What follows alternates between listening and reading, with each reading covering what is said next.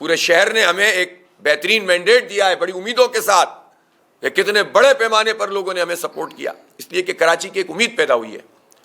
اس لیے ہم number 1 party ہیں اور میئر انشاءاللہ جماعت اسلامی ہی بنائے گی۔ اب کوئی اس کو عزت کے ساتھ قبول کرے یا عزت کے ساتھ قبول نہ کرے، میئر تو جماعت اسلامی کا بننا ہے۔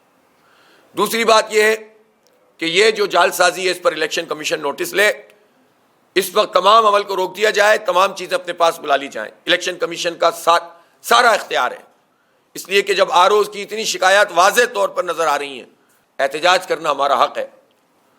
ہمارے کارکنوں کے اوپر ملیر کے ڈسٹرکٹ کے جو آر او کا آفس ہے آر او کا، وہاں پر گولیاں چلائی گئیں، زخمی ہوئے ہمارے ساتھی۔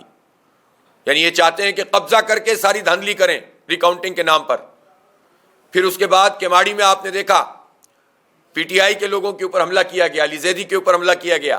میں مذمت کرتا ہوں اس کی۔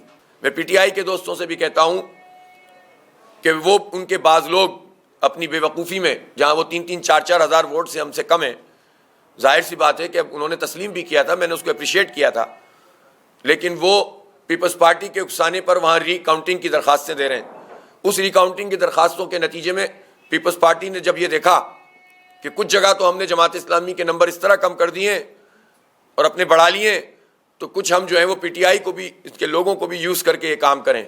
تو میں چاہتا ہوں کہ ان کے دوست، ان کو یہ آئینی قانونی حق ہے، وہ گنتی کرائے، لیکن وہ اس بات کو اچھی طرح جانتے ہیں، بہت اچھی طرح جانتے ہیں کہ پیپلز پارٹی اس سے فائدہ اٹھا کر اپنے ہی نتائج آگے بڑھانے کی کوشش کرے گی۔ اور ایک آدھ سیٹ جو ہے وہ ان کی جو ہوشیاریاں ہیں وہ آپ سب جانتے ہیں کہ اپنا تاثر بہتر کرنے کے لیے کسی اور کو بھی دے دیں گے۔